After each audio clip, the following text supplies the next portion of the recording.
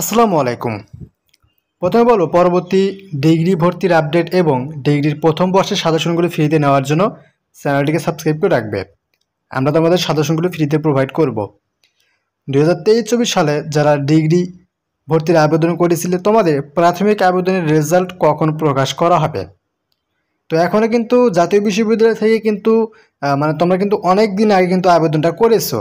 So এখনও তোমাদের কোনো আপডেট দিচ্ছে না বা তোমাদের রেজাল্ট প্রকাশ করছে না। তো জাতীয় বিশ্ববিদ্যালয় থেকে কী বলা হচ্ছে এই বিষয়গুলো নিয়ে ইন ডিটেলস আজকে ভিডিওতে আলোচনা করবো, তাই ভিডিওটি শেষ পর্যন্ত দেখবেন। আর পরবর্তী অনার্স ডিগ্রি ভর্তির আপডেট এবং অনার্স ডিগ্রির প্রথম বর্ষ, দ্বিতীয় বর্ষ, তৃতীয় বর্ষের সাজেশনগুলো ফ্রিতে নেওয়ার জন্য চ্যানেলটিকে সাবস্ক্রাইব করে রাখবে। আমরা তোমাদের সাজেশনগুলো ফ্রিতে প্রোভাইড করব। আর কোনো কিছু বুঝতে অসুবিধা হলে বা জানার প্রয়োজন থাকলে স্ক্রিনে দেখতে পাচ্ছ হোয়াটসঅ্যাপ নাম্বার দেওয়া আছে, আমাদের দেওয়াই হোয়াটসঅ্যাপে যোগাযোগ করবে, আমরা তোমাদের সাহায্য করব। তো চলো শুরু করে আজকের এই ভিডিওটি। তো তোমরা দেখতে পাচ্ছ স্ক্রিনে কিন্তু এটা হলো ডিগ্রি ভর্তির আবেদন কার্যক্রমের নোটিশ, ঠিক আছে। তোমাদের আবেদন কার্যক্রম কিন্তু শেষ হয়েছে 30 তারিখে জুন মাসের। দেখো জুন, জুলাই, আগস্টে কিন্তু আজকে কিন্তু 25 তারিখ, এখনও পর্যন্ত তোমাদের কিন্তু কোনো ডিগ্রির রেজাল্ট সম্পর্কিত কোনো কিন্তু আপডেট তারা দিচ্ছে না। কেন দিচ্ছে না? জাতীয় বিশ্ববিদ্যালয় কি বলছে? আমরা মূলত যে বিষয়টি জানতে পেরেছি সেটাই এখন তোমাদের সাথে শেয়ার করব। কিন্তু তার আগে বলবো পরবর্তী ডিগ্রি ভর্তির আপডেট, ডিগ্রির প্রথম বর্ষের সাজেশনগুলি ফ্রিতে দেবো, সেগুলো নেওয়ার জন্য অবশ্যই চ্যানেলটিকে সাবস্ক্রাইব করে রাখবে। দেখো তোমাদের এই ডিগ্রি ভর্তির রেজাল্ট কখন দিবে, অর্থাৎ প্রথম মেধা তালিকা বা প্রথম মেরিট লিস্টের রেজাল্ট কখন দিবে এই সম্পর্কে জাতীয় বিশ্ববিদ্যালয়ের ওয়েবসাইটে কিন্তু কোনো নোটিশ প্রকাশ করা হচ্ছে না। মেইন ওয়েবসাইট বলো, সেকেন্ড ওয়েবসাইট বলো, কোনোটাতে তোমাদের কোনো নোটিশ প্রকাশ করছে না। জাতীয় বিশ্ববিদ্যালয়ের সাথে কন্ট্যাক্ট করতে গেলে কিন্তু তারা কিন্তু ফোনটা ধরছে না, ঠিক আছে। অর্থাৎ জাতীয় বিশ্ববিদ্যালয়ে যারা রেজাল্ট তৈরি করে বা এইসব কাজে যারা সম্পৃক্ত রয়েছে তাদেরকে ফোন দিলে কিন্তু তারা কিন্তু ফোনটা তুলছে না। এই জন্য তোমাদের জাতীয় বিশ্ববিদ্যালয়ের এই সম্পর্কে কোনো আপডেট পাচ্ছি না। তবে জাতীয় বিশ্ববিদ্যালয়ের একজন কর্মকর্তা আমাকে যে বিষয়টি বলেছে সেটা হলো যে তোমাদের এই ডিগ্রির প্রথম মেধা তালিকার রেজাল্ট কখন প্রকাশ করবে এই সম্পর্কে তারা এখনও কোনো সিদ্ধান্ত নিতে পারেনি। কারণ তোমাদের এই যে ডিগ্রির, তোমরা জানো যে তোমাদের ডিগ্রির জন্য রেজাল্ট বলো, আবেদন কার্যক্রম বলো, অনার্সের আবেদন কার্যক্রম, অনার্সের রেজাল্ট সকল কিছু কিন্তু জাতীয় বিশ্ববিদ্যালয়ের যে সেকেন্ড ওয়েবসাইট, ঠিক আছে, অ্যাডমিশন ওয়েবসাইট, ওই ওয়েবসাইটের মাধ্যমে করানো হয়। অর্থাৎ ওখান থেকে তোমাদের আবেদন করতে হয়, ওখানে তোমাদের roll number, pin number include করে লগ ইন করে তোমাদের রেজাল্টটি দেখতে হয়, তাই না? তো জাতীয় বিশ্ববিদ্যালয়ের কিন্তু ওই ওয়েবসাইটটি কিন্তু হ্যাক করা হয়েছিল এবং ওই ওয়েবসাইট হ্যাক করার কারণে জাতীয় বিশ্ববিদ্যালয়ের ওই ওয়েবসাইটটি কিন্তু পুরোদমে কিন্তু এখন কিন্তু অফ আছে, ঠিক আছে। ওইটা কিন্তু এখনও কিন্তু তারা কিন্তু ঠিক করতে পারেনি, কিছুটা ঠিক করেছে, কিন্তু ওইটুকু ঠিক করেও তোমাদের ডিগ্রির রেজাল্ট তারা কিন্তু প্রকাশ করতে পারবে না।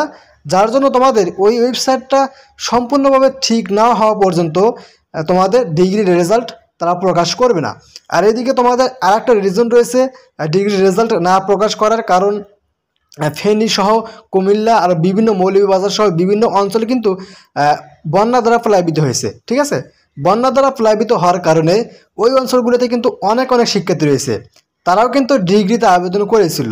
সো এখন যদি ডিগ্রির রেজাল্টটা প্রকাশ করে তাহলে দেখা যাবে কি তোমাদের ডিগ্রির রেজাল্ট প্রকাশ করার পর যদি 7 দিন কিংবা 10 দিন টাইম দেয় ভর্তি কার্যক্রমের, তাহলে কিন্তু ওই অঞ্চলে যেগুলো যতগুলো শিক্ষার্থী রয়েছে তারা কিন্তু কখনোই কিন্তু কোনোভাবেই কিন্তু রেজাল্ট তারা চেক করতে পারবে না, ঠিক আছে। কারণ ওই অঞ্চলে কারেন্ট নেই, অনেকেরই মোবাইলের চার্জও নেই, ঠিক আছে।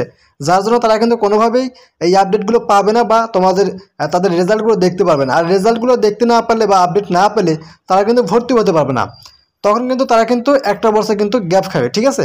যার জন্য তোমাদের ডিগ্রির রেজাল্ট কিছুটা হলেও একটু পরে তারা কিন্তু প্রকাশ করবে।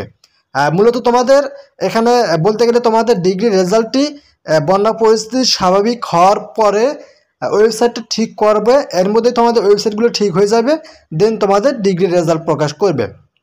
আর এখানে শুধু ডিগ্রির রেজাল্টটা না, জাতীয় বিশ্ববিদ্যালয়ের সকল কার্যক্রম কিন্তু স্থগিত আছে, ঠিক আছে।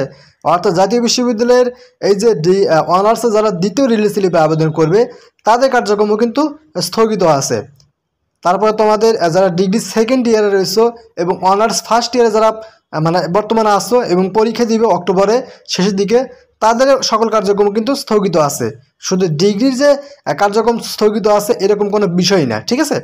সো তোমাদের এক কথায় বলতে গেলে তোমাদের ডিগ্রি রেজাল্টের এখনও তেমন কোনো আপডেট আসেনি। তবে আপডেট এটাই যে তোমাদের বন্যা পরিস্থিতি স্বাভাবিক হবে, তোমাদের এর ভিতরে তোমাদের ওয়েবসাইটটাও ঠিক করা হবে, দেন তোমাদের ডিগ্রি নিয়ে রেজাল্ট প্রকাশ নিয়ে একটা সিদ্ধান্ত তারা গ্রহণ করবে।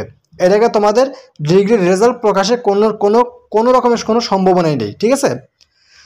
তো এখন একটু শেয়ার করবো আবারও ভিডিওতে যে তোমাদের ডিগ্রিতে চান্স পেতে হলে জিপিএর পরিমাণ কীরকম লাগতে পারে।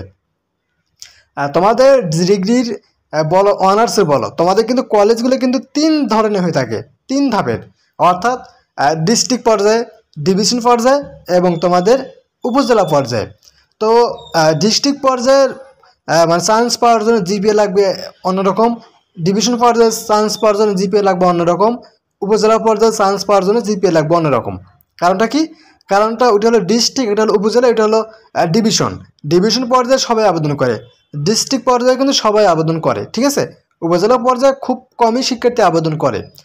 তো তোমাদের অলমোস্ট ডিভিশন বলো, ডিস্ট্রিক্ট বলো এবং তোমাদের উপজেলা বলো, যে কোনো একটা বলো, ঠিক আছে, সবগুলোতেই তোমাদের চান্স পাওয়ার জন্য যারা তোমরা মানবিকের শিক্ষার্থী অর্থাৎ আর্টস ব্যাকগ্রাউন্ড, তোমাদের জিপিএর পরিমাণ অবশ্যই ডিগ্রিতে প্রথম মেরিট লিস্টে চান্স পেতে হলে জিপিএর পরিমাণ বেশি লাগবে, অর্থাৎ 8 পয়েন্টের কাছাকাছি জিপিএ থাকলে তোমরা চান্স পেয়ে যাবে, ঠিক আছে, তোমাদের যারা মানবিকের শিক্ষার্থী, ঠিক আছে। কারণ প্রথম মেরিট লিস্টে জিপিএর পরিমাণটা একটু বেশি লাগবে, দেন তোমাদের সেকেন্ড মেরিট লিস্টে তার থেকে একটু জিপিএ যাতে কম রয়েছে তাদেরকে নেওয়া হবে, তারপর তোমাদের প্রথম রিলিজ স্লিপ দেওয়া হবে, তখন আরও একটু জিপিএ যাদের কম রয়েছে তাদেরকে নেওয়া হবে, এরকমভাবে, ঠিক আছে।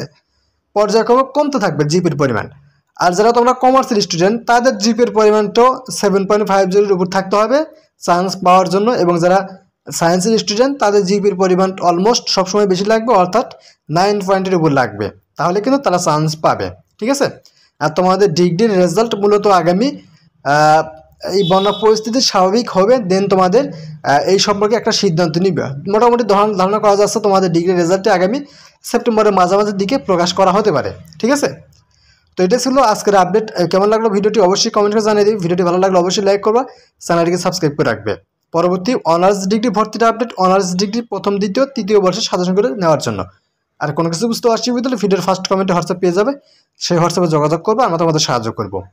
তো আজকের মতো এখানে শেষ করবো। সবাই থাকবে, আল্লাহ হাফিজ।